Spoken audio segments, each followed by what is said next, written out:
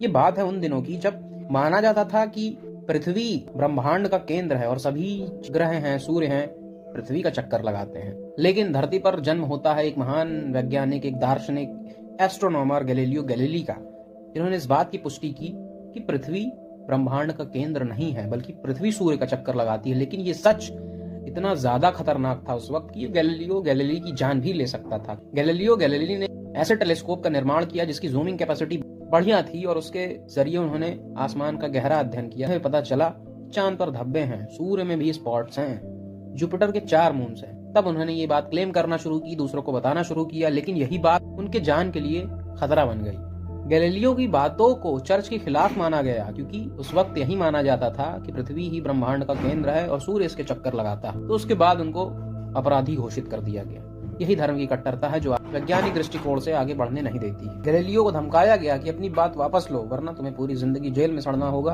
और दोबारा से आकर के कहो कि पृथ्वी ब्रह्मांड का केंद्र है, और आकर कहो कि पृथ्वी नहीं घूमती है, पृथ्वी स्टेबल है और बाकी सभी चीजें पृथ्वी के चक्कर लगाते हैं। पर गैलीलियो को पता था कि आखिर जब मुझे सब कुछ साक्षात दिख रहा है टेलीस्कोप से, तो मैं इस झूठ को क्यों स्वीकारूं और मैं इस झूठ को दुनिया के सामने क्यों रखूं। लेकिन धर्म इस बात की इजाजत नहीं देता था। गैलीलियो को मजबूरन जान बचाने के लिए अपने स्टेटमेंट को वापस लेना पड़ा।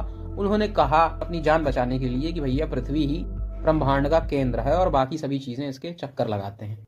लेकिन कोर्ट रूम से बाहर निकले तो उन्होंने धीरे से कहा, और फिर भी ये घूमती है। एक वैज्ञानिक जिसने इतनी बड़ी खोज की उस वक्त, उसको रिकॉग्निशन नहीं मिली, लेकिन बाद में चल करके जब सच में पाया गया कि पृथ्वी जो है सूर्य के चारों ओर चक्कर लगाती। उनके पहले भी फिलोसफर आए, कोपरनिकस, जिन्होंने इस थ्योरी से मिलती जुलती बातें कही।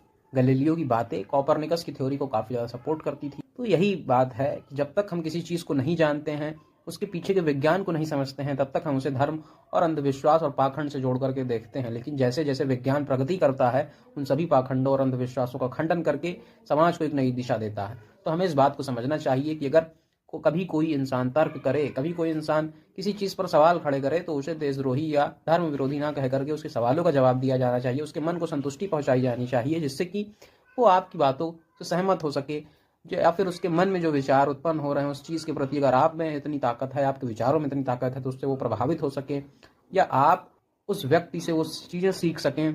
कोई भी धर्म अगर इतनी कट्टरता सिखाता है तो उसका तिरस्कार कर दिया जाना चाहिए। धन्यवाद।